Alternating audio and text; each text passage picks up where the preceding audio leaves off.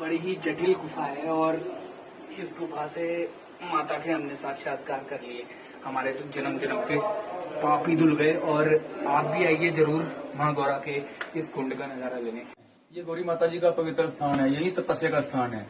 ये शंकर भगवान जी हैं और ये गौरी माता जी हैं। यहाँ पर पूरा शिव परिवार है। श्री गणेश जी हैं, श्री कार्तिकेय जी हैं, श्री नंदी हैं। इनके पीछे गौ माता है, ये सामने गौ माता जी हैं और पीछे एक बाबा जी हैं। ये माता जी के सेवक थे। गौरी माता जी ने इसी जगह बैठकर 1200 साल तपस्या की थी शंकर भगवान जी को वर रूप में पाने के लिए। माँ रोज मंत्रालय से आती थी और नीचे कुंड में स्नान करके यहाँ बैठकर तपस्या करती थी माता जी। और इस साइड में ये कुंड दिखाई दे रहा है, यहाँ माता हवन करती थी। ये उस समय माता जी का हवन कुंड था, ये सामने वाला कुंड। और उस साइड में वो सामने गर्भजून दिख रही है माता की। इस गर्भजून में जाने से भी माता रानी कष्ट हटती है और जन्म जन्मांतर के पापों से मुक्ति मिलती है। जय। ये है खूबसूरती गौरी कुंड की और गौरी कुंड का ये शानदार नजारा हमने आपको दिखाया। ये है माता का मंदिर और यहाँ का इतिहास। पूरा ब्लॉग देखिए, कुछ स्किप मत कीजिए क्योंकि बहुत महत्वपूर्ण जानकारी आप अगर मिस कर देंगे तो भगवान के इस धरती पे आने का ये सच अधूरा रह जाएगा। A few moments later. लगभग 12 किलोमीटर दूर अभी अब हैं गौरी कुंड से और गौरी कुंड में माता का स्नान करने आया करती थी और वहीं से इस कहानी के तार जुड़े हुए हैं। और भोलेनाथ ने जो अपना रूप वहां दिखाया, जो त्रिशूल कैलाश से उधर फेंका था, वो वहां गड़ गया।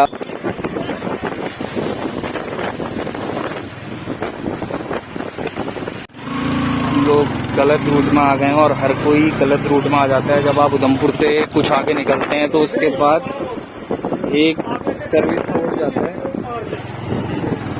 रोड जाता है, और जो सीधा जाता है शुद्ध महादेव की ओर। चले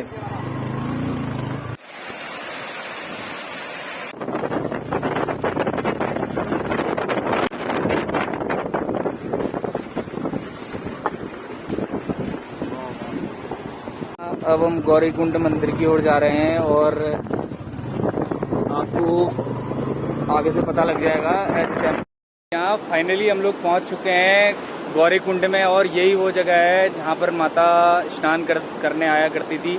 और तो फाइनली हम लोगों ने प्रसाद ले लिया है और अब हम बनी है यहाँ कुछ सीढ़ियाँ और इन सीढ़ियों से होकर जाना पड़ता है गौरी कुंड।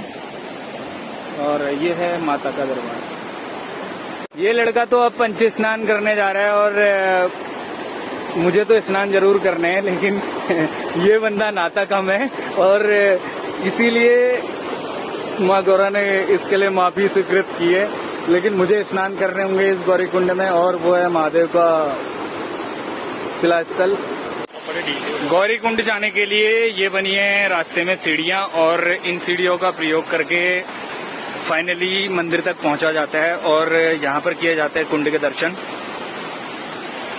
हम मंदिर पे पहुंच जाते हैं और ये है माँ गौरा का गौरी कुंड और यही वह कुंड था जहाँ पर माँ गौरा स्नान किया करती थी। पानी हम आपको मंदिर में लिए चलते हैं।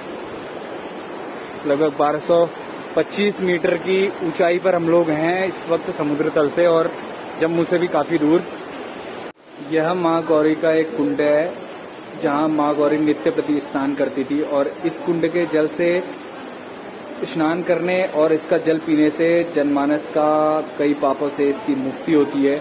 और यह वही कुंड है जिस कुंड को लेकर हम आपको इतनी ऊंचाई पर लेकर आए हैं। और ये दर्शन, इस कुंड के दर्शन जो लोग भी कर रहे हैं उनके घर पर सुख समृद्धि बनी रहे। माँ गौरा अपना आशीर्वाद आप पर बनाए रखें और भोलेनाथ का यह साक्षात्कार आप सभी लोगों के लिए फलदायी हो।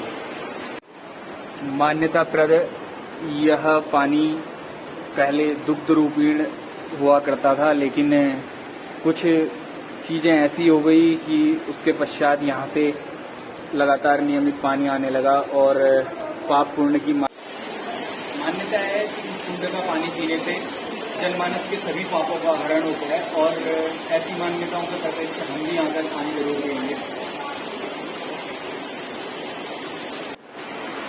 अब हम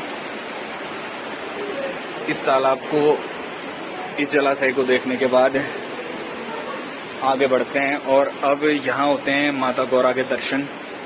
और ये बना हुआ है, ये है माता रानी की गुफा और इस गुफा से होकर ये माँ के गुफा का द्वार।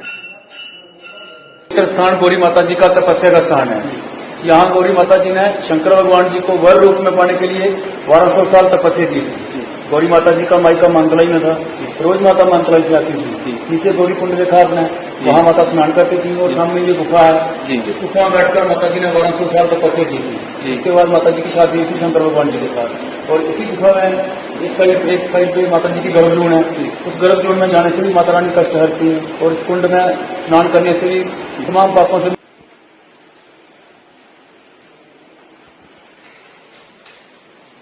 और इस गुफा से माता के हमने साक्षात्कार कर लिए। हमारे तो जन्म जन्म के पाप ही धुल गए। और आप भी आइए जरूर माँ गौरा के इस कुंड का नजारा लेने। आइए पंडित जी से कराते हैं आपकी बात। और इस वक्त एडवेंचर क्रैश भूपेश पांडे आप सभी का स्वागत करता है और हम लोग हैं गौरीकुंड गुफा के अंदर। और गुफा के अंदर है हमारे साथ पंडित जी लगातार जुड़े हुए हैं और उनसे हम लेते हैं जानकारी। ये गौरी माता जी का पवित्र स्थान है, यही तपस्या का स्थान है। ये शंकर भगवान जी हैं और ये गौरी माता जी हैं। यहाँ पर पूरा शिव परिवार है। श्री गणेश जी हैं, श्री कार्तिकेय जी हैं, श्री नंदी हैं। इनके पीछे गौ माता है, ये सामने गौ माता जी हैं और पीछे एक बाबा जी हैं। ये माता जी के सेवक थे। गौरी माता जी ने इसी जगह बैठकर 1200 साल तपस्या की थी शंकर भगवान जी को वर रूप में पाने के लिए।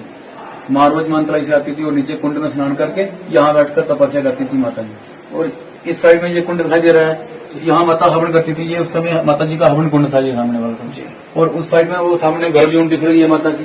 इस गर्भजून में जाने से भी माता रानी कष्ट हरती है और जन्म जन्मांतर के पापों से मुक्ति मिलती है।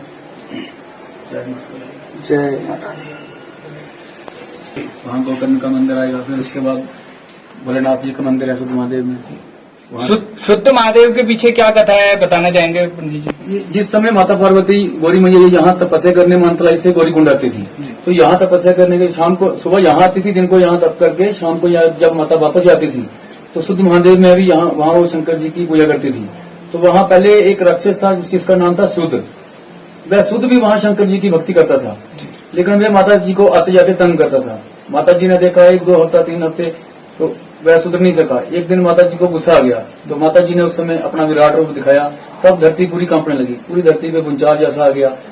जब तब शंकर भगवान जी अपने कैलाश पे अपनी आंखें बंद करके अपनी भक्ति में लीन थे। जब कैलाश हिलने लगा पूरा तो शंकर जी का तीसरा नेत्र खुल गया। उस समय जब तीसरा नेत्र खुला तो शंकर जी ने देखा कि धरती क्यों कांप रही है। जब देखा तो वो मां को तंग कर रहा था। तो उस समय शंकर भगवान जी को गुस्सा आ गया और उन्होंने गुस्से अपने क्रोध में आकर अपना त्रिशूल उठाया और त्रिशूल मार दिया।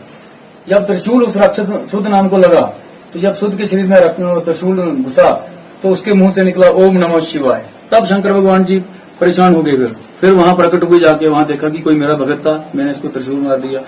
जब तब उन्होंने उससे पूछा कि भाई तेरी कोई अंतिम इच्छा है तो बता दे, तूने गलती की थी, तुझे सजा मैंने दे दी, लेकिन कोई अंतिम इच्छा है तो बता। तब उसने अपनी अंतिम इच्छा प्रकट की थी, हे प्रभु इस स्थान पे आपके नाम के साथ मेरा नाम भी रहना चाहिए। तो शंकर भगवान जी ने कहा तथास्तु, जा सबसे पहले तेरा ही नाम आएगा और बाद में मेरा। तो उसी राक्षस के नाम से आज वो स्थान शुद्ध महादेव के नाम से विख्यात है। जय शंभो भी। जी हाँ, तो अब हम फाइनली माता के इस गर्भजोन और इस रहस्य का एक अनावरण पंडित जी द्वारा किया गया। पंडित जी के ये समाधि सामने जिंदा समाधि है बाबा श्री श्यामगिरी जी की, और दूसरी समाधि है अंदर बाबा पूरणगिरी जी की। यहाँ अंदर जा सकते हैं? हाँ जी जा सकते हैं जी। ये बाबा श्री श्यामगिरी जी की जिंदा समाधि है और ये वाली बाबा पूरणगिरी महाराज जी की जिंदा ये समाधि है। इन्होंने शरीर छोड़ा था 1987 में बाबा पूरणगिरी महाराज जी ने, क्योंकि बाबा पूरणगिरी महाराज जी यहाँ के मंत्र इस मंदिर के। जय। फाइनली ब्लॉग आगे बढ़ रहा है और इस वक्त हम लोग गौरीकुंड से आगे बढ़ रहे हैं। पंडित जी ने आपको बताया यहाँ का रहस्य और क्या तार जुड़े हैं इस गौरीकुंड के, इस ब्लॉग के माध्यम से आपको देखने को मिल रहा है। और ये सारा रहस्य, और ये है सुंदर छटा माता रानी की। और अब हम लोगों को दिशा निर्देश है कि हम लोगों ने प्रसाद लेना है, तो हम जा रहे हैं प्रसाद लेने। प्रसाद लेने के लिए माता के मंदिर की ओर जा रहे हैं। और ये है खूबसूरती गौरीकुंड की। और गौरीकुंड का ये शानदार नजारा हमने आपको दिखाया। ये है माता का मंदिर और यहाँ का इतिहास। पूरा ब्लॉग देखिए, कुछ स्किप मत कीजिए, क्योंकि बहुत महत्वपूर्ण जानकारी आप अगर मिस कर देंगे तो भगवान के इस धरती पे आने का ये सच अधूरा रह जाएगा। जय माता दी। और माता के दर्शन करने के पश्चात हम लोग आते हैं इस प्रसाद गृह में और यहाँ लेंगे हम प्रसाद।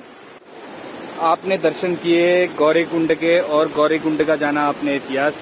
और प्लीज चैनल को सब्सक्राइब कीजिए। अगर आपको अच्छा लगा हो ये वीडियो, ये ब्लॉग, गौरीकुंड अगर आपको जाना हो तो हमारे ब्लॉग को फॉलो कीजिए। अब इसके बाद हमारी यात्रा शुरू होगी शुद्ध महादेव के लिए। बने रहिए हमारे अगले ब्लॉग में, क्योंकि अगला ब्लॉग आने वाला है शुद्ध महादेव। ले बाबा तेरी क्या ही बात है, दूर होके भी तू पास है। अब हम लोग फाइनली गौरीकुंड के दर्शन करके आ चुके हैं और अब हमारी यात्रा होगी शुद्ध महादेव की, भोलेनाथ के उस त्रिशूल को दिखाने की। तो बने रहिए हमारे ब्लॉग में, क्योंकि हमारा अगला ब्लॉग आने वाला है शुद्ध महादेव। और अभी हम थे गौरीकुंड में माता के दर्शन करने। प्लीज चैनल को सब्सक्राइब कीजिए, अगर नहीं किया है लाइक कीजिए, कमेंट कीजिए, शेयर कीजिए, ताकि ऐसे एडवेंचर हम आप लोगों के सामने बार बार लाते रहें।